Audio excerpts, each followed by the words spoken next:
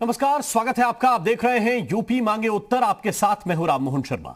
और यूपी मांगे उत्तर में आज बात उस सोच की जो सिर्फ पार्टी विशेष का रंग ही पहचानती है, अच्छा और बुरा नहीं, जो सिर्फ सियासी चश्मे से ही चीजों को देखना जानती है।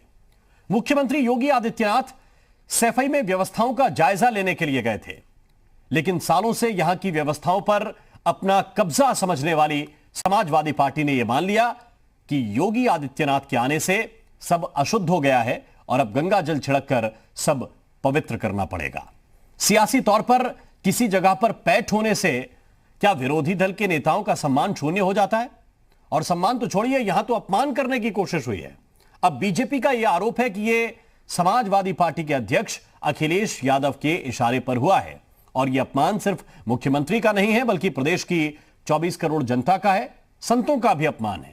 अब इन आरोपों पर समाजवादी पार्टी बैकफुट पर है, लेकिन इस सियासी लड़ाई से एक अलग सवाल यह जरूर है कि इस तरह की सोच का शुद्धिकरण कैसे होगा। चर्चा इसी बात पर करेंगे, लेकिन पहले एक रिपोर्ट आपको दिखाते हैं।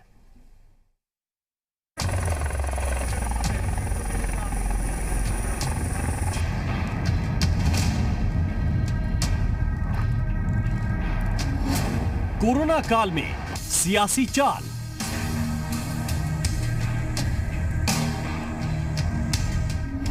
पवित्र जल का सियासी इस्तेमाल,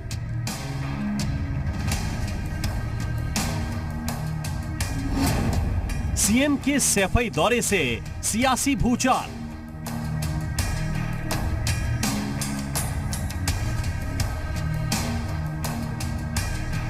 ये पहली बार था जब सैफई में किसी गैर सफाई मुख्यमंत्री का हेलीकॉप्टर लैंड हुआ था। सीएम योगी कोरोना के खिलाफ लड़ाई में व्यवस्थाओं का जायजा लेने के लिए प्रदेश के दूसरे हिस्सों के साथ साथ सैफई भी पहुंचे, लेकिन मुख्यमंत्री का सैफई जाना समाजवादी पार्टी को खटक गया और अब ये वीडियो वायरल हो रहा है। वीडियो में लाल टोपी में नजर आने वाला ये शख्स हेलीपैड समेत हर उस जगह पर गंगा जल छिड़क रहा है जहां जहां मुख्यमंत्री योगी आदित्यनाथ गए थे। जहां जहां योगी जी महाराज गए हुए हैं, वहां सभी जगह को हमने गंगा जल से छिड़काव किया है। गंगा जल छिड़कने वाले इस शख्स का नाम रोहित है। रोहित समाजवादी पार्टी से जुड़ा हुआ है। समाजवादी पार्टी की रैलियों में, प्रदर्शनों में और जश्न में शामिल होता आया है और अब ये भी बता रहा है कि इस सियासी गंगा जल के छिड़काव के पीछे का मकसद क्या है। जहां जहां योगी जी महाराज गए हुए हैं, वहाँ सभी जगह को हमने गंगा जल से छिड़काव किया है, क्योंकि इन्होंने हमारे माननीय मुख्यमंत्री जी अखिलेश यादव जी जब 2017 में चुनाव हारे थे, उस टाइम पे इन्होंने उस आवास को, जहाँ माननीय राष्ट्रीय अध्यक्ष जी रहते थे, उस आवास को गंगा जल से छिड़कवाया था। यानी मकसद भी सियासी है और काम भी, लिहाजा अब बीजेपी समाजवादी पार्टी पर हमलावर है। यशस्वी मुख्यमंत्री दिन रात एक करके पूरे प्रदेश का दौरा कर रहे हैं, ग्राउंड जीरो पर जाकर वास्तविक स्थिति का आकलन कर रहे हैं, तो उन मुख्यमंत्री के खिलाफ वो घृणा भरे शब्द गंगा जल का छिड़काव करा रहे हैं। दरअसल समाजवादी पार्टी अखिलेश यादव को कोई भगवादारी संत कभी भी अच्छा नहीं लगता और ये अपमान उत्तर प्रदेश के मुख्यमंत्री का ही नहीं है, बल्कि 24 करोड़ जनता का भी है। बीजेपी से संतों का अपमान बता रही है, तो साथ ही आरोप यह भी है कि ये सब अखिलेश यादव के इशारे पर हो रहा है। तो समाजवादी पार्टी इस वीडियो से अलग कोरोना के मुद्दे पर प्रदेश के शुद्धिकरण की जरूरत बता रही है। गंगा जल की छिड़काव की प्रथा किसने शुरू की थी? तो स्वयं मुख्यमंत्री योगी आदित्यनाथ ने शुरू की थी। और जिस तरह से आज पूरा प्रदेश अशुद्ध है, आप देखें कि गंगा जी में किस तरह से हजारों लाखों लाशें बह रही हैं। संगम के तट पे मीलों मीलों तक लाशें बालू के नीचे दफन। और भारतीय जनता पार्टी क्या कर रही है? भारतीय जनता पार्टी उनके कफन चुराने का काम कर रही है। सच्चाई यह है कि आज पूरे प्रदेश को शुद्धिकरण की जरूरत है। भारतीय जनता पार्टी की सरकार से शुद्धिकरण की प्रदेश को जरूरत है। सियासी दलीलें एक तरफ, लेकिन यह सवाल अहम है कि मुख्यमंत्री के विरोध का यह कौन सा तरीका है? क्या मुख्यमंत्री का आना सैफई को अशुद्ध करने वाला था, या फिर जरूरत उस सोच को शुद्ध करने की है जिसमें एक चुने हुए मुख्यमंत्री, एक संत को इस नजरिए से देखा जाता है जिसमें पार्टी के रंग के अलावा सब अशुद्ध देखने की परंपरा पनप रही है। क्या सियासी शुद्धिकरण के लिए कोई जतन होगा? ब्यूरो रिपोर्ट, जी मीडिया।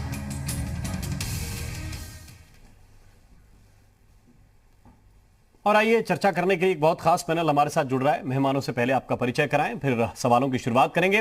मनीष शुक्ला जी हमें ज्वाइन कर रहे हैं, प्रवक्ता हैं भारतीय जनता पार्टी के। मनीष जी बहुत बहुत स्वागत है आपका। विवेक साइलस जी हमारे साथ हैं, प्रवक्ता हैं समाजवादी पार्टी के। विवेक जी आपका भी बहुत स्वागत। अब्बास हैदर साहब हमें ज्वाइन कर रहे हैं, प्रवक्ता हैं कांग्रेस पार्टी के। अब्बास जी आपका भी बहुत बहुत स्वागत। और मनीष हिंदवी जी हमारे साथ इस वक्त जुड़ गए हैं, आप राजनीतिक विश्लेषक हैं, बहुत बहुत स्वागत है मनीष हिंदवी जी आपका भी। सबसे पहले विवेक साइलस साहब, आप लोगों ने तो बड़ा विरोध किया था जब उस तरह की खबरें आई कि पूर्व मुख्यमंत्री जब घर छोड़कर गए, नए मुख्यमंत्री आए तो फिर शुद्धिकरण हुआ। आप लोगों ने बड़ा विरोध किया था, अब क्या कहेंगे? ये देखिए, शुद्धिकरण, गंगा जल का छिड़काव करना, खिल्ली उड़ाना, बेइज्जत करना, ये प्रथा किसने शुरू की? आज से पहले तो किसी मुख्यमंत्री ने 2017 से पहले तो नहीं किया था। ये प्रथा ही भारतीय जनता पार्टी और हमारे प्रदेश के मुख्यमंत्री योगी आदित्यनाथ जी ने स्टार्ट की थी। और यह भी बात सच्चाई है कि आज पूरे प्रदेश को शुद्धिकरण की जरूरत है। आज प्रदेश में आप जहां जाइए देखिए, लाशें ही लाशें नजर आएंगी। पहले हमने देखा था शमशान किस तरह से पटे हुए थे, टोकन देके अंतिम संस्कार हो रहा था, लकड़ियां नहीं मिल रही थी। आज तो मां गंगा भी अशुद्ध है। भारतीय जनता पार्टी तो ये कह के आई थी कि हम मां गंगा को शुद्ध करेंगे, साफ करेंगे। आज मां गंगा खुद अशुद्ध है। और फिर मां गंगा की बात करें, हम यमुना जी की बात करें, हम घाघरा जी की बात करें, हम सोमनाथ की बात करें, हम देख रहे हैं किस तरह से लाशें हर जगह तैर रही हैं। शमशान घाटों पे देख लीजिए, संगम पे इलाहाबाद में, प्रयागराज में आप देख लीजिए किस तरह से लाशें पटी हैं। और भारतीय जनता पार्टी कफन चुराने का काम कर रही है। कुत्ते, चील, कौवे, गिद्ध लाशों को नोच नोच के खा रहे हैं। तो क्या ये प्रदेश अशुद्ध है कि नहीं है, ये बहुत बड़ा सवाल है। राजधानी उत्तर प्रदेश की राजधानी लखनऊ में शमशान घाट को आपने टीन की चादर से ढक गया था ताकि लोगों को जलती हुई लाशें ना दिखाई दें। उसको आपने रोकने की काम किया था। और उसके बाद प्रयागराज में भी आप वही कर रहे हैं। जो लोग चले गए हैं, जब उस दुनिया में नहीं, उनके ऊपर जो चादर पड़ी थी उसको भी आपकी प्रशासन इलाहाबाद का भारतीय जनता पार्टी के इशारे पे उठा रहा है। गाजियाबाद में क्या हुआ? गाजियाबाद में भी आपने शमशान में भी दलाली खा ली। तो प्रदेश में तो हर जगह, पूरे प्रदेश को शुद्धिकरण की जरूरत है। आज आप गांव देख लीजिए, देहात देख लीजिए, ठीक है, कोरोना फैला हुआ है, अशुद्धि तो हर जगह है। तो आज उत्तर प्रदेश, पूरे प्रदेश को शुद्धिकरण की जरूरत है। तो फिर आप इस वीडियो का और अपने कार्यकर्ता का समर्थन कर रहे हैं जो सफाई में हुआ है? ठीक किया उन्होंने? देखिए, मैं फिलहाल जो पर्सनली ये कह रहा हूं, इस कार्यकर्ता को मैं नहीं जानता जी, लेकिन जो भी बात हुई है इसमें हम चर्चा जरूर करेंगे। कौन था, क्या था, इसने क्या किया था, तो उस पर जो भी होगा ये फैसला मैं नहीं कर सकता। ये प्रदेश अध्यक्ष हैं, राष्ट्रीय अध्यक्ष हैं, वो इस पर फैसला ले। ठीक है, मनीष शुक्ला जी क्या कहेंगे आप? देखिए, समाजवादी पार्टी के कार्यकर्ता रोहित यादव ने जो कृत्य किया है उसको देख के कम से कम जो समाजवादी पार्टी और उनके चरित्र को जानते हैं, कोई आश्चर्य की बात नहीं है। दरअसल समाजवादी पार्टी का राजनीति का आधार ही घृणा और भय के आधार पर समाज को विभक्त करने का रहा है। और ये सीधे सीधे श्री अखिलेश यादव के इशारे पे इस तरह की घटना की जा रही है। और मैं इसलिए इस बात को कह रहा हूं कि तमाम वीडियो इधर अभी ये गंगाजल से शुद्धिकरण के अतिरिक्त भी 2-3 वीडियो अभी चर्चा में रहे। एक वीडियो अभी श्री अखिलेश यादव का है जिसमें वो कह रहे थे कि मैं चिन्हित कर रहा हूँ और जब कभी हमारी सरकार आएगी तो हम बदला लेंगे। तो ये बदला लेने की परंपरा और जो वीडियो अगर वायरल होगा किसी भी पार्टी के राष्ट्रीय अध्यक्ष का, तो उसके कार्यकर्ता किस प्रकार का आचरण करते हैं, करेंगे, इसको बताने की आवश्यकता नहीं है।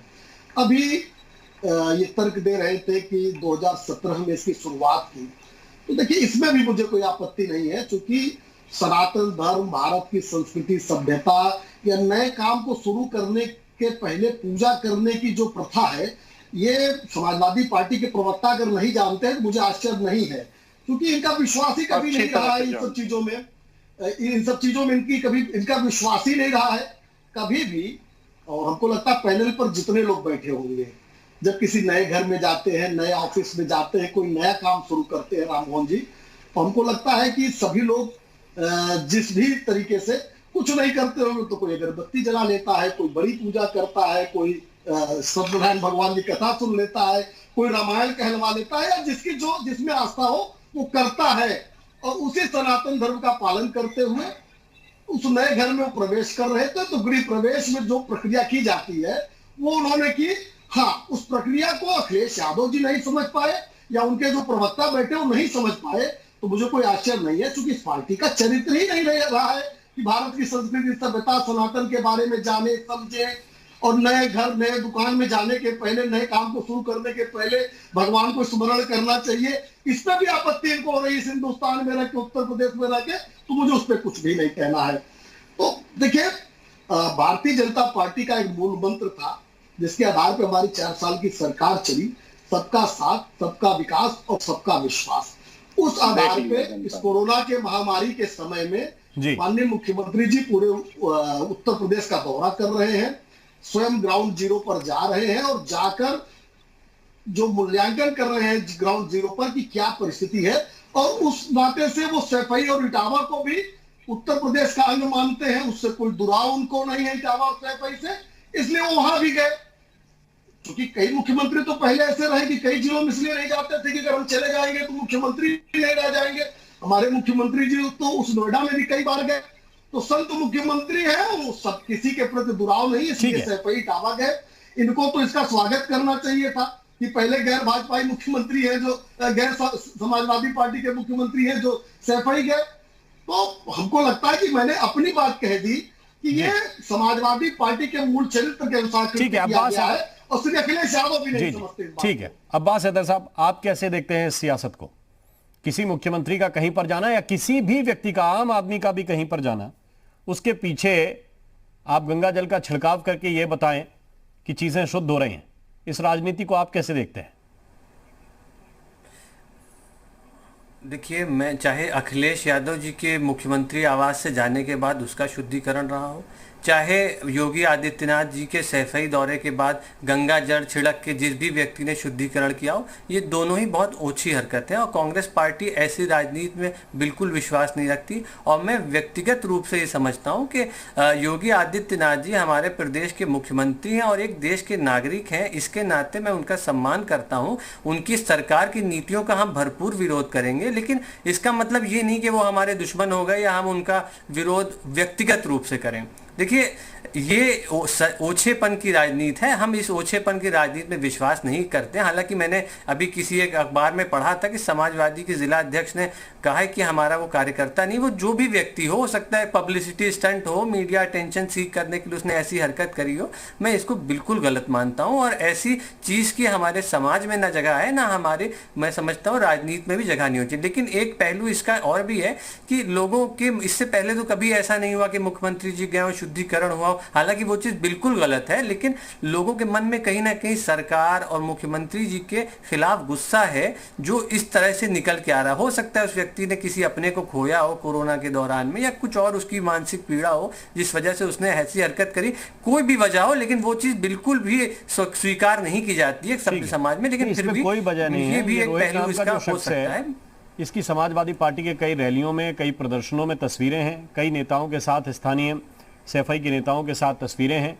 दूसरी बात यह कि उसने खुद अपनी बाइट में, अपने बयान में कबूल किया है कि मैं इसलिए गंगा जल छिड़क रहा हूं जहां जहां मुख्यमंत्री योगी आदित्यनाथ महाराज गए, वो खुद महाराज बोल रहा है, और उसने कहा कि इसलिए मैं छिड़क रहा हूं क्योंकि 2017 में ऐसी घटना हुई थी मुख्यमंत्री आवास को लेकर। तो उसमें कोई दाएं बाएं की बात नहीं है कि वो क्यों कर रहा है, कि मानसिक स्थिति कैसी है, कि किसी को खोया हो, इसकी बात नहीं। मनीष सिंघवी साहब, क्या ये परंपरा जी जो इस वक्त डाली जा रही है और जिसका समर्थन भी किया जा रहा है कि भाई पूरे प्रदेश को शुद्धिकरण की आवश्यकता है, ये अखिलेश यादव कहीं पर जाएं या कोई दूसरा नेता कहीं पर जाए और फिर कोई गंगा जल छिड़क दे तो इतनी आसानी से स्वीकार हो जाएगा?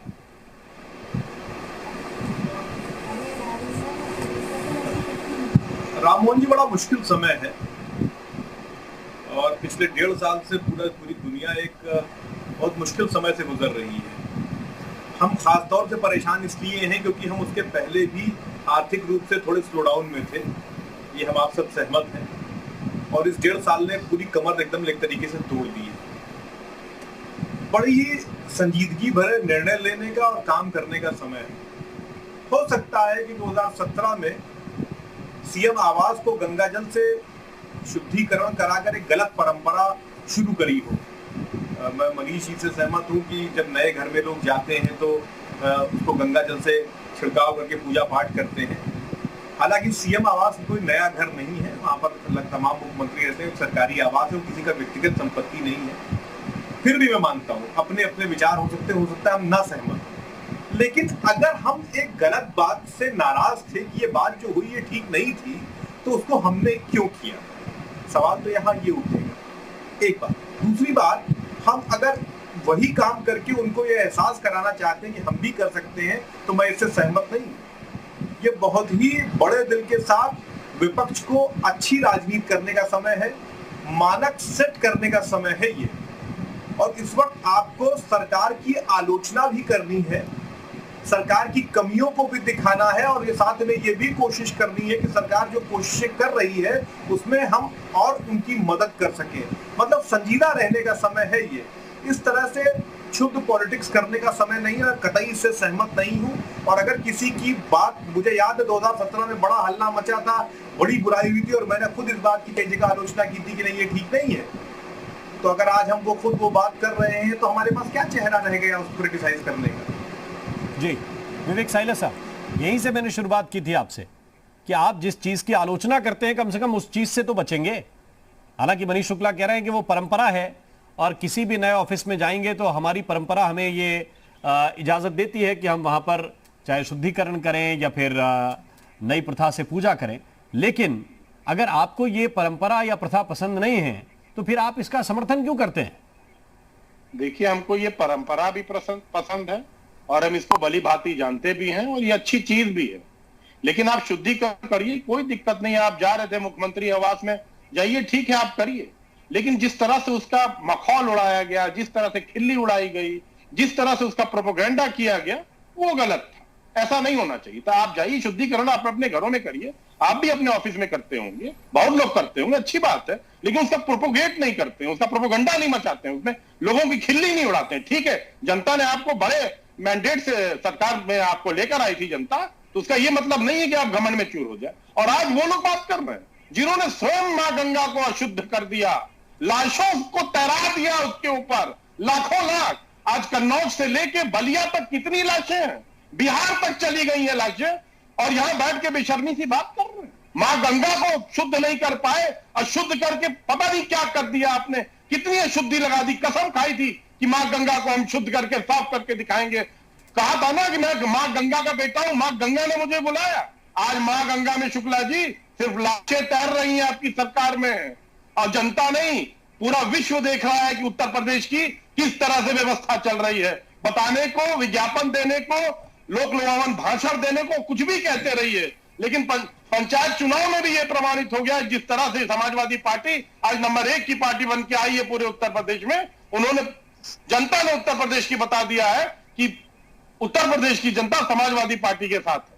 आप लोग करते क्या है? आप माहौल को दूषित करते हैं। अली बजरंग बली, शमशान कब्रिस्तान, ईद, दिवाली, पाकिस्तान, राष्ट्रवाद, आतंकवाद, कोई चुनाव देख लीजिए शर्मा जी आज की डेट में, बंगाल देख लीजिए, बिहार देख लीजिए, दिल्ली देख लीजिए, इसके सिवा भारतीय जनता पार्टी ने क्या काम किया है? आज किसान सड़क पे है। अगर ये कानून इतना ही अच्छा है तो हिम्मत है तो किसान के कानून पे वोट मांग लो ना।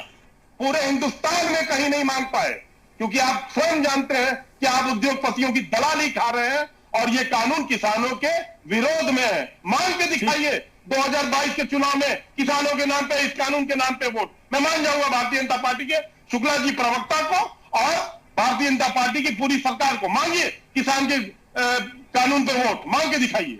ठीक है, हम वोट की बात पे भी आएंगे। मनीष शुक्ला आपको रिस्पॉन्ड भी करना चाह रहे हैं, लेकिन उससे पहले एक छोटा सा ब्रेक हमें लेना है, और ब्रेक के पार जब लौटेंगे तो बात इसी पर करेंगे कि आप किस सोच के साथ आगे बढ़ रहे हैं। राजनीति के जो पैमाने हैं, जो विस्तार हैं, वो कई मायनों तक हैं। वो किसान के आंदोलन पर भी है, कोरोना की स्थिति को लेकर भी है, मौजूदा अर्थव्यवस्था को लेकर भी है, आगे भविष्य की योजनाओं को लेकर भी है। लेकिन आज चर्चा इसी पर है कि गंगा जल का सदुपयोग कौन कर रहा है। एक छोटे से ब्रेक के बाद तुरंत हाजिर होते हैं।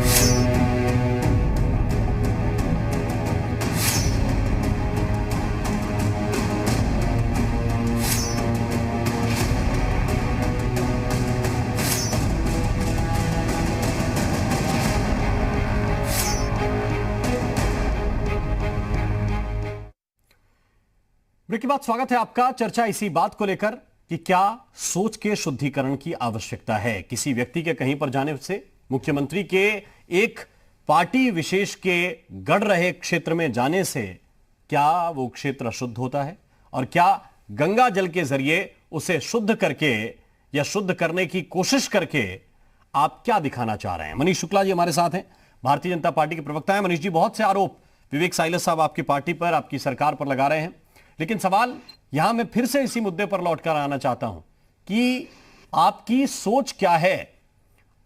विवेक साइलस कह रहे थे कि आप लोगों ने पहले ढिंडोरा पीटा, इस बात का प्रोपेगेंडा किया, इसलिए उन्हें आपत्ति है।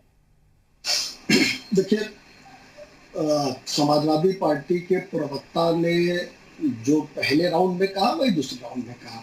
मुझे ऐसा लगता है कि इस पूरे प्रकरण में भारतीय जनता पार्टी क्या सोचती है उसको मैंने बता दिया कि संस्कृति, सभ्यता, सनातन धर्म और तमाम चीजों को मैंने बताया। और समाजवादी पार्टी के जो प्रवक्ता भले न समझ पाए हो, लेकिन जी यूपी के व्यूअर जरूर समझ रहे होंगे, क्योंकि वो आस्थावान लोग हैं।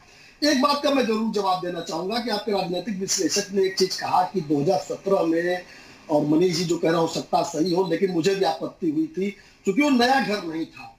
मैं उसी को थोड़ा सा क्लियर करना चाहता हूं कि जब कोई नए 2017 के पहले उत्तर प्रदेश के जो सरकारी आवास थे उसमें जाने वाले लोगों ने कभी पूजा नहीं कराई, ऐसा हमको लगता है कि मनीष सिंघवी जी का कहना है, क्योंकि वो सभी पुराने घर में गए थे। 2012 में जब अखिलेश जी गए होंगे या उनके मंत्रिमंडल के सदस्य गए होंगे, तमाम अफसर जब जाते अपने सरकारी आवासों में तो कोई पूजा नहीं कराता था, ऐसा इनका कहना है। ऐसा मुझे लगता है, क्योंकि इन्होंने कहा कि क्योंकि वो पुराना घर था मुख्यमंत्री का। तो जो व्यूअर्स है वो मेरी इस बात को भी समझ गए होंगे, यानी अब जो लोग भी सरकारी आवासों में जाएं या किराए की दुकान लें तो पूजा कराने की कोई आवश्यकता नहीं है, क्योंकि पुराने घरों में जाने पर पूजा नहीं करानी चाहिए। नया काम शुरू करने पे, अगर पुराना घर हो, पुरानी दुकान हो, कोई नया काम आप शुरू कर रहे हो तो पूजा नहीं करानी चाहिए। नहीं तो हो सकता है कि उसमें कोई इफ एंड बट हो जाए। दूसरी बात, वो दुष्प्रचार हमने नहीं किया था। मुख्यमंत्री जी के आवास के घर में पूजा हुई थी और आगे भी भारतीय जनता पार्टी इस परंपरा को मानती है और करते भी रहेंगे। दुष्प्रचार कहां से हुआ था या प्रोपोगंडा कहां से हुआ था? जब श्री अखिलेश यादव ने इस पे सवाल उठाया था, उस सवाल को उठा के उन्होंने प्रोपोगंडा कराया था। उसके पहले तो कभी नहीं प्रोपोगंडा हुआ था, क्योंकि मनीष सिंघवी जी को नहीं पता, मुझे पता है कि तमाम सरकारी आवासों में जाने वाले लोग पूजा पाठ अपने आस्था के अनुसार कराते हैं। और हमको लगता है कि जो व्यूअर्स हैं वो मेरी बात जरूर समझ रहे होंगे। तो दुष्प्रचार भी हमने नहीं किया था, प्रोपोगंडा भी हमने नहीं किया था। आपने सवाल खड़ा किया था अखिलेश यादव जी ने, इसीलिए जो रोहित यादव ने किया है वो अखिलेश यादव जी के सवाल उठाने के नाते से किया था। ठीक उसी तरीके से जैसे कोरोना काल में वैक्सीनेशन पर सवाल खड़ा किया, कहा ये भाजपा की वैक्सीन है, जब हम आएंगे तो हम लगवाएंगे। और उसका असर क्या हुआ कि जो पहला अभियान वैक्सीनेशन का चला कोरोना के खिलाफ, उसमें वैक्सीन की वेस्टेज हुई। अखिलेश यादव ही नहीं, तमाम ऐसे लोगों ने इफ एंड बट किया था और वैक्सीन बर्बाद हुई। जो राष्ट्रीय क्षति है उसकी भरपाई कहां से होगी? चलिए ठीक है, राजनीति के लिए आपने तो उसको प्रोपेगेंडा किया, कम से कम वैक्सीन को छोड़ दिए होते। इनके एक एमएलसी ने क्या कहा था कि लोग नपुंसक हो जाएंगे जो वैक्सीन लगवाएंगे। आज तक उस एमएलसी के खिलाफ कोई कार्रवाई अखिलेश यादव जी उनकी पार्टी ने किया कि रोहित यादव पे कर देंगे? तीसरी चीज, इन्होंने सवाल कहा कि शमशान, कब्रिस्तान, ईद और दिवाली। 19 मार्च 2017 के पहले एक कटु सत्य है उत्तर प्रदेश में, जब अखिलेश यादव जी की सरकार थी या उसके पहले मुलायम सिंह यादव की सरकार थी, तो बिजली और पानी दिवाली के मौके पे कितनी मिलती थी? जिनको अनुभव होगा उनसे पूछ लीजिएगा, राम मोहन जी, अब मेरी बात पर मत विश्वास करिएगा, पूछ लीजिएगा। और ईद पे मिलती थी। जिसने ये डिस्क्रिमिनेशन किया वो सही है, आज उसके प्रवक्ता सवाल पूछ रहे हैं। हमने ये खड़ा कर दिया कि सबको समान रूप से देखना चाहिए, तो हम गलत हो गए। कब्रिस्तान की चारदीवारी बनेगी और शमशान में कोई काम नहीं होगा, हमने ये सवाल खड़ा कर दिया तो हम गलत हो गए। साथ ही साथ मेरी बेटी उसका कल एक योजना लेकर अखिलेश यादव की सरकार आई थी, उनके प्रवक्ता को याद है कि नहीं मैं बताता हूं। उसमें कहा गया कि मुस्लिम परिवार की बेटियों का कल सुरक्षित हो, इसके लिए योजना लेकर आई थी। लिखा था साफ साफ क्या बहुसंख्यक वर्ग की बेटियां नहीं थी? बहुसंख्यक वर्ग की मां के कोख से पैदा होने वाली बेटियां नहीं थी? और हमने सवाल खड़ा कर दिया तो हम सांप्रदायिक हो गए? तो आपके व्यूअर्स मेरी बातों को जरूर समझ रहे होंगे, और जो लोग पैनल पे बैठे वो समझे और न समझे, ये उनका विवेक। ठीक है, विवेक साइले साहब जी। देखिए, भारतीय जनता पार्टी बहुत अच्छा काम कर रही है, अकॉर्डिंग टू हमारे शुक्ला जी जो बोल रहे हैं, इनके हिसाब से बहुत अच्छा काम कर रही है। तो फिर ऐसा क्यों है कि आज उत्तर प्रदेश में ही नहीं, पूरे देश में भारतीय जनता पार्टी के चाहे मंत्री हो, सांसद हो, विधायक हो, यहां तक कि मुख्यमंत्री हो, जनता लठ लेके दौड़ा रही है, जिसको हम लाठी कहते हैं। क्यों दौड़ा रही है? ये तो जनता ही है। जनता तो जनार्दन है, वही हम सबको चुनती है। और उत्तर प्रदेश में मैं शुक्ला जी आपको बता दूं कि 24 संतों की हत्या हो चुकी है। मैं जानता हूं कि हमारे योगी जी जो हैं वो संत हैं, लेकिन इसी उत्तर प्रदेश में आप ही की सरकार में 24 संतों की हत्या हो चुकी है। और आपने बिजली की बात की, तो आपके एक विधायक थे, अब नहीं रहे बेचारे, स्वर्गवासी हो गए, 7 बार के विधायक थे, बनारस के विधायक थे, जहां से हमारे प्रधानमंत्री मोदी जी आते हैं, श्यामदेव नारायण दादा। उन्होंने एक बार जब अखिलेश जी मुख्यमंत्री थे तो धरना दिया विधानसभा के बाहर। तो मुख्यमंत्री जी ने उनसे पूछा कि आपको क्या चाहिए दादा? विधायक थे वो, भारतीय जनता पार्टी के थे। उन्होंने कहा मुझे बनारस के लिए 24 घंटे बिजली चाहिए। तत्काल उसी समय ऑर्डर हुआ। और वाराणसी में अगर आज लोग सुन रहे होंगे वाराणसी के, तो वो जानते होंगे भली भारत, तत्काल उसी समय बनारस को 24 घंटे बिजली देने का काम करिए। भारतीय जनता पार्टी है, ये बिजली पे भी राजनीति कर देगी। जैसे अभी शुक्ला जी ने कहा ईद और दिवाली पे कम बिजली, उस पे ज्यादा बिजली, ईद पे ज्यादा बिजली, दिवाली पे कम, ये सब कोरी बकवास है। ये सब समाज को बांटने का काम करते हैं, दूषित करते हैं। इसीलिए तो मैंने कहा कि आज पूरे प्रदेश को शुद्धिकरण की जरूरत है। बेरोजगारी में देख लीजिए चरम सीमा पे है। आपने गैंग वॉर देखा होगा कि सड़कों पे होता है। भारतीय जनता पार्टी में गैंग वॉर जेल के अंदर होता है, सैकड़ों राउंड गोलियां चलती हैं, महिलाओं पे बलात्कार रुकते नहीं, किसान प्रताड़ित है, सड़कों पे खड़े हुए हैं, व्यापार ठप पड़ा है, स्वास्थ्य सेवाओं की पोल खुल चुकी है, कोरोना गांव गांव में फैल रहा है, और काला बाजारी आपसे रुकती नहीं। शर्मा जी, आपकी टीवी में मैंने डिबेट की थी पिछले साल कि पीपीई किट, मास्क, ऑक्सीमीटर में किस तरह से भारतीय जनता पार्टी ने इसी कोरोना काल में दलाली खाई थी। 12-12 हजार रुपए की पीपीई किट भेज रहे थे। और अपने मंत्रियों को देख लीजिए, असिस्टेंट प्रोफेसर की नौकरी ईडब्ल्यूएस के तहत अपने ही भाई को दे दी, और आज निर्लज्जों की तरह उसको इस्तीफा देना पड़ा। यह है भारतीय जनता पार्टी का चरित्र। इसीलिए मैं कह रहा हूं, जाति के दाम पे अशुद्धि बहुत हो गई, उसको शुद्ध करना है उत्तर प्रदेश में। मनीष सिंघवी साहब, जब मुद्दे इतने सारे गिना रहे हैं विवेक साइलेस जी, लेकिन फिर क्या यह समझ नहीं आता कि ऐसे बातों को डिफेंड करना और कहना कि पूरे प्रदेश के शुद्धिकरण की आवश्यकता है, तो शुद्धिकरण का तरीका यही होगा कि गंगा को आप दूषित और अपवित्र बताइए इस वक्त, और उसी के जल से ये बताइए कि ग्राउंड शुद्ध हो गया। ये प्रदेश शुद्धिकरण का जो शुद्धिकरण किस तरह का, शुद्धिकरण सही राजनीति करने का, आचार का, व्यवहार का, जनता के लिए काम करने का, तो ये शुद्धिकरण है ना। और सवाल इस बात का है कि इस तरह की, मैंने फिर वही कहा कि 17 में अगर कुछ हुआ और आपको नहीं पसंद था और आप भी वही कर रहे हैं, तो फर्क क्या रहा? बात तो सिर्फ ये है ना। तो वो शुद्धिकरण की हमें जरूरत नहीं है, हमें मुद्दों की शुद्धिकरण की जरूरत है। अगर इस प्रदेश में कहीं कुछ गड़बड़ होता है, आपको लगता है, आप विरोध करिए, क्योंकि विपक्ष की भूमिका पूरी तो हमें दिखी नहीं। हालांकि ये तो कोरोना काल है 1 साल से, लेकिन उसके पहले भी तमाम मुद्दों पर जब हमें जरूरत लगती थी, तो मुझे तो नहीं लगता कि विपक्ष कभी दिखाई पड़ा। पक्ष और विपक्ष दोनों बराबर के पहलू है लोकतंत्र में। केवल पक्ष से सरकारें नहीं चलती लोकतंत्र में, विपक्ष भी मजबूत होना चाहिए। और विपक्ष को गंगा जल छिड़क कर, शुद्धिकरण कर विपक्ष की भूमिका का निर्वहन नहीं होता है। मैं निवेदन करूंगा समाजवादी पार्टी के सभी लोगों से कि उस लड़के ने जो किया उसको डिफेंड ना करके और बात खराब ना करें, उसको कतई डिफेंड ना करें। उसने जो किया वो गलत है, 100% गलत है, उसको मान लिया जाए। ये परंपरा न सेट करी जाए गलत बातों को डिफेंड करने की। ये जो चल रही है हमारे यहाँ गलत बातों को डिफेंड करने की, उसको बंद कर दिया जाए। जो गलत है सो है। ठीक है। राजनीति का सिर्फ एक मायना है, जनता की सेवा, जनता के लिए लड़ना। वो शुद्धिकरण है। उस शुद्धिकरण के परंपरा की शुरुआत करिए। तो अब्बास हैदर साहब, कैसे वो परंपरा शुरू होगी जिसकी तरफ मनीष सिंघवी जी इशारा कर रहे हैं? क्या कोई तरीका आपको नजर आता है, मनीष या फिर चुनाव जितने करीब आते जाएंगे ये और हार्श होती जाएंगी चीजें? जी देखिए, मैं मनीष हिंदवी जी की बात से 100% सहमत हूं, लेकिन आपको ये भी देखना होगा कि इस तरह की राजनीति की शुरुआत किसने करी।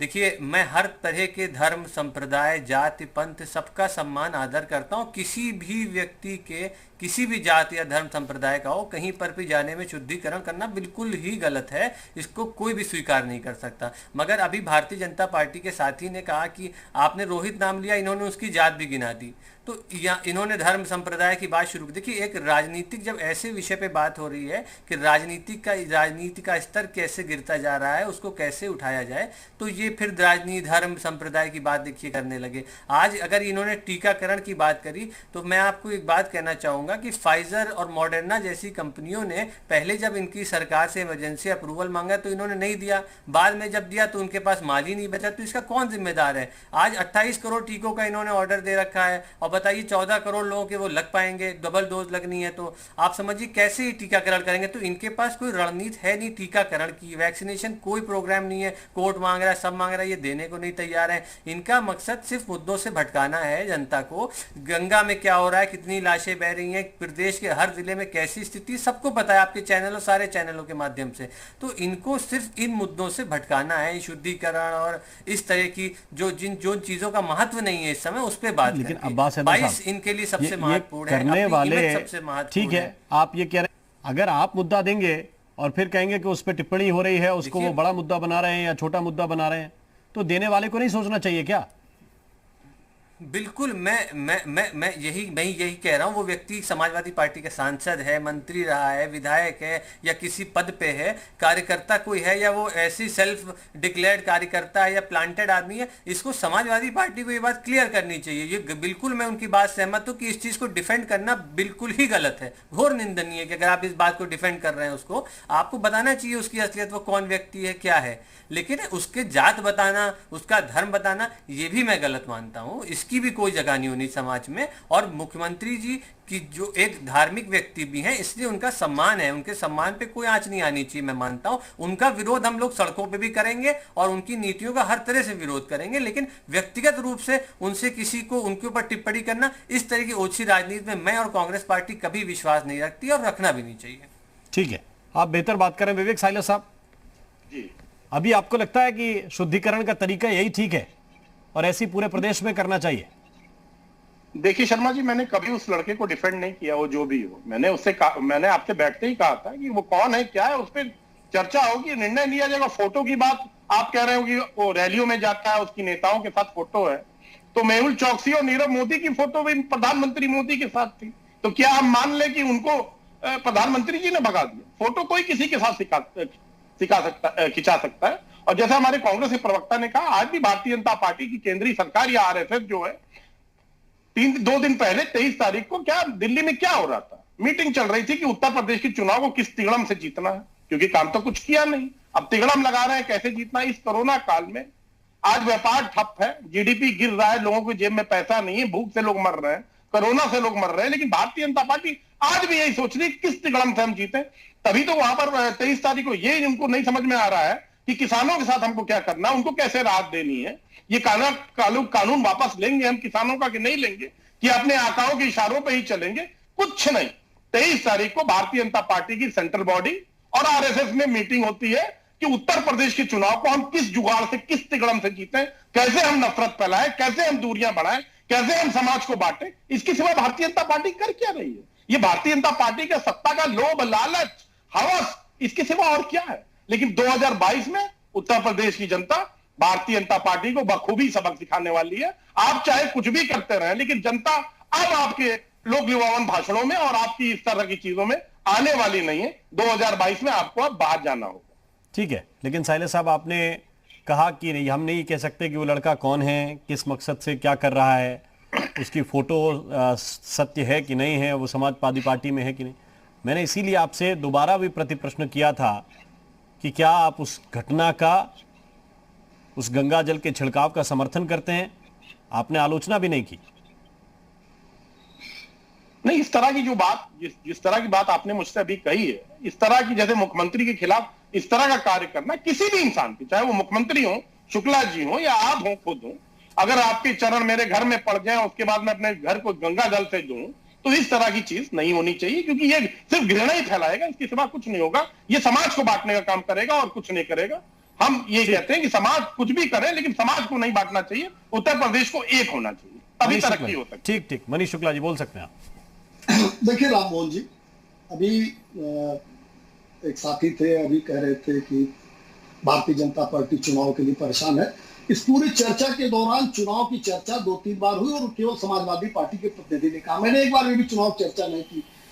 जिनके पास पंचायत चुनाव लड़ने के लिए कैंडिडेट नहीं थे, आज वो भी दावा कर रहे हैं सबसे ज्यादा सीट हम जीत गए। हमने उस पर भी इसीलिए प्रतिक्रिया नहीं दी कि डिबेट का इशू चेंज हो जाएगा, इसलिए मैंने उस पर प्रतिक्रिया नहीं दी। लेकिन फिर से वो सीट चुनाव पे आ गए, तो चुनाव के लिए व्यग्र कौन है और चुनाव के लिए व्यग्रता किसके अंदर है, ये तो व्यूअर्स तो समझ गए होंगे कि चुनाव की बात कौन कर रहा है। दूसरी बात मैं कहना चाहता हूँ, लगातार किसान की बात कर रहे थे, किसान की बात वो कर रहे हैं समाजवादी पार्टी के प्रतिनिधि। मेरा 3 सवाल है और श्री अखिलेश यादव से है कि 5 साल की सरकार में गन्ना किसानों का कितना रुपया उन्होंने भुगतान किया, ये धान और गेहूं की कितनी खरीद की थी 5 साल में। अगर ये बता देंगे तो किसान हितैषी कौन है और किसान विरोधी कौन है ये पता चल जाएगा। रहा बात नए किसान कानून का, तो माननीय सर्वोच्च न्यायालय ने उसको स्थगित कर रखा है, तो उस पर बात क्यों नहीं करने आ रहे लोग। दिल्ली को घेर कर कोरोना मुक्त कर रहे हैं ये किसान लोग, ये तथाकथित किसान नेता, जो लोग आढ़तियों के प्रतिनिधि हैं वहां। और समाजवादी पार्टी तो शुरू से बिचौलियों की पार्टी रही है। उत्तर प्रदेश में गेहूं और धान की खरीद में किस तरह से बिचौलिया सक्रिय रहते थे, गन्ना के पर्ची बंटने पे किस तरह से समाजवादी पार्टी के कार्यकर्ता बिचौलियों का काम करते थे, वो छिपी बात नहीं रही है। कांग्रेस के एक साथी ने 2-3 बातें कही, मैं जरूर जवाब देना चाहूंगा। उन्होंने कहा कि भारतीय जनता पार्टी सांप्रदायिकता फैलाती है, इस तरह की बात कही उन्होंने। देश के संसाधनों पर पहला हक मुसलमानों का है, ये किस प्रधानमंत्री ने कहा था? मनमोहन सिंह किस दल से संबंध रखते थे? सिखों का नरसंहार किसके समय में हुआ, किसकी सरकार के समय में हुआ? और तत्कालीन प्रधानमंत्री का बयान कि बड़ा पेड़ गिरता है और धरती हिलती है, उसको जस्टिफाई कर रहे थे तत्कालीन प्रधानमंत्री कांग्रेस के। मेरठ मरियाना किसके समय में हुआ था? भागलपुर किसके समय में हुआ था? आपके और भोपाल गैस त्रासदी के एडर्सन को किस देश के प्रधानमंत्री ने भागने का अवसर दिया था, उस किस पार्टी के थे? ये पूरा हिंदुस्तान जानता है कि सांप्रदायिकता की जननी कांग्रेस है और समाजवादी पार्टी जैसे लोग एक ही थाली के चट्टे बट्टे हैं। अरे बहुत बोल लिया, बोलने दीजिए। बोलिए विवेक साले साहब। ये देखिए, मैं जवाब देना चाहूंगा। एक सेकंड, हैदर साहब आ रहा हूं आपके पास भी। देखिए, किसानों की बात हो रही है, तो जो लोग आप बता दीजिए, जो 3 सवाल मेरे हैं, गेहूं धान की खरीद की गन्ना किसानों का भुगतान कितना किया? मैं आपकी तरह देखिए बदतमीजी नहीं कर सकता। आप जब बोलते हैं तो मैं धैर्य से सुनता हूं। कृपया आप थोड़ा वो तो आपका रिकॉर्ड में जानता हूँ, रिकॉर्ड में जानता हूँ, और संस्कार भी मैं जानता हूँ। ठीक ठीक, चलिए, आप लोग के संस्कार अच्छे भैया, हम खराब है। बस अब शांत हो जाइए और शांति से सुनिए अपनी विफलताओं को। जब चुनाव हार जाएंगे तो सब पीटते रहिएगा 2022 के बाद। फिर चुनाव देखिए, 2 अक्टूबर 2019 को यही भारतीय जनता पार्टी ने दिल्ली और उत्तर प्रदेश बॉर्डर पे किसानों को बुरी तरह से बर्बरता से लाठियों से पिटवाया था। ये वही योगी आदित्यनाथ की सरकार है, और ये वही सरकार है, ये वही मुख्यमंत्री है हमारे योगी जी, जिन्होंने गन्ना किसानों को जाके ये कह दिया था कि आप लोग गन्ना क्यों बोते हैं, गन्ना बोने से तो डायबिटीज हो जाती है, आप लोग सब्जियां बोया करिए। ये योगी आदित्यनाथ जी ने ऑफिशियली कहा था, मंच से खड़े होकर कहा था। तो जो इतना इररिलेवेंट बात कर सकता है जो मुख्यमंत्री, वो किसानों के लिए क्या कर सकता है? और एक मात्र डायरेक्ट सवाल है कि आज किसान सड़कों पे क्यों हैं? सिर्फ उत्तर प्रदेश में नहीं, पूरे देश में किसान सड़कों पे क्यों हैं? अगर आपके कानून और आप किसानों के इतने ही हितैषी हैं, इतने ही शुभ चिंतक है, किसानों की आपने जो आय है उसको दुगना नहीं चौगुना कर गया। जैसे आप लोग बोलते थे कि 22 तक हम किसानों की आय दुगना चौगुना कर देंगी, तो अगर दुगनी चौगनी आय हो गई है जैसा कि आप लोग कहते थे, तो आज किसान सड़क पे क्यों है? 600 किसानों से ज्यादा किसान शहीद हो गए और भारतीय जनता पार्टी के एक मंत्री, एक विधायक या केंद्रीय किसी मंत्री, मुख्यमंत्री या कि प्रधानमंत्री ने एक शब्द नहीं किया, एक ट्वीट नहीं किया ना, क्योंकि आप लोग में वो चीज ही नहीं है। आप लोग किसान के हितैषी नहीं है, आप लोग सीधे राजनीतिक ठग हैं और बड़े बड़े उद्योगपतियों के दलाल हैं, इसके सिवा कुछ नहीं है। पूरे देश की जनता इस बात को भली भांति जान चुकी है। आप कुछ भी बोलते रहिए, अब कोई फर्क नहीं पड़ने वाला। Sharma ji, it is too late for the Bharatiya Janata party now. अब ये कितना भी डैमेज कंट्रोल कर लें, कुछ भी कर लें, ये अब सत्ता में आने वाले नहीं। जनता इनके चरित्र को, चेहरे को अच्छी तरह से पहचान चुकी है। ठीक है, अब्बास हैदर साहब। राम मोहन जी, आज का न्यूयॉर्क टाइम्स देख लें आप कि उसने अपनी सर्वे के अकॉर्डिंग बताया है कि भारत में कितनी मौतें हुई हैं। सरकारी आंकड़ों से 3 गुना ज्यादा है या 6 गुना ज्यादा है, 9 गुना ज्यादा है। उसके हिसाब से इन्होंने 3 लाख का आंकड़ा दिया, उन्होंने 6 और 12 और 18 और यहाँ तक कि 40 लाख तक का आकलन है मौतों का भारत देश में। तो वो आपकी कांग्रेस शासित राज्यों की सरकारों ने भी आधा आधा दिया है क्या? हमारे यहाँ एक दिन का या सारे भाजपा शासित राज्यों में मृत्यु ज्यादा हुई है? मैं बात, कुछ राज्य आप भी सरकार चला रहे हैं, तो उन्होंने भी आधा आधा आंकड़ा दिया है क्या? ये विषय या पूरा आंकड़ा दिया है? देखिए, राजस्थान में मैं बताऊं 8 करोड़ आबादी है राजस्थान में, 1 करोड़ 60 लाख टीके लगे। उत्तर प्रदेश की आबादी 22 करोड़ है, 1 करोड़ 62 लाख टीके लगे। ये भी एक उदाहरण मैं आपको दे दूं। और ये बात करते हैं कांग्रेस पार्टी और हमारे नेताओं की। हमारे नेताओं ने पाकिस्तान के 2 टुकड़े, 1 मिनट, पाकिस्तान के 2 टुकड़े करने वाली इंदिरा गांधी हैं, जिनके बारे में ये अपशब्द बोल रहे थे अभी, और हिंदुस्तान के लिए अपनी जान देने वाले राजीव गांधी हैं। क्या आपके किसी नेता ने देश के लिए जान गंवाई है? आपने जान गंवाई है कभी आपके किसी नेता ने? आपके नेता तो, आप जिन विचारधारा से आते हैं वो तो अंग्रेजों को माफीनामा लिखते थे, उस विचारधारा से आते हैं। हमारी पार्टी के अध्यक्ष महात्मा गांधी रहे, जिनकी हत्या आपकी विचारधारा के आदमी ने करी है, जिसका आपने खंडन भी नहीं करते हैं आप। आज देखिए, भारतीय जनता पार्टी उस संघ की हिस्सा है जिसने अपने कार्यालय में कभी भारत देश का झंडा भी 20 साल पहले तक नहीं फहराया। तो देश की बात ये मत करें, कितने देश प्रेमी है, देश जानता है। देखिए, एक पंथ, एक संप्रदाय की बात करके राजनीति करना बहुत आसान है। अभी मैं मुसलमान की बात करूं या सिर्फ हिंदू की बात करूं तो राजनीति कर ले जाना बहुत आसान है, लेकिन आप जब सबको एक साथ ले चल के आगे राजनीति की बात करते हैं तो बहुत मुश्किल होता है। और कांग्रेस पार्टी ऐसी विचारधारा, ऐसी राजनीति करती है जो सकारात्मक हो। ठीक है, अब ये सकारात्मक, मैं एक आखिरी कमेंट मनीष हिंदवी साहब, सकारात्मक राजनीति क्या इसी शुद्धिकरण के साथ आएगी? एक गंगाजल पार्टी दफ्तर में भी रखवा दें बोतल?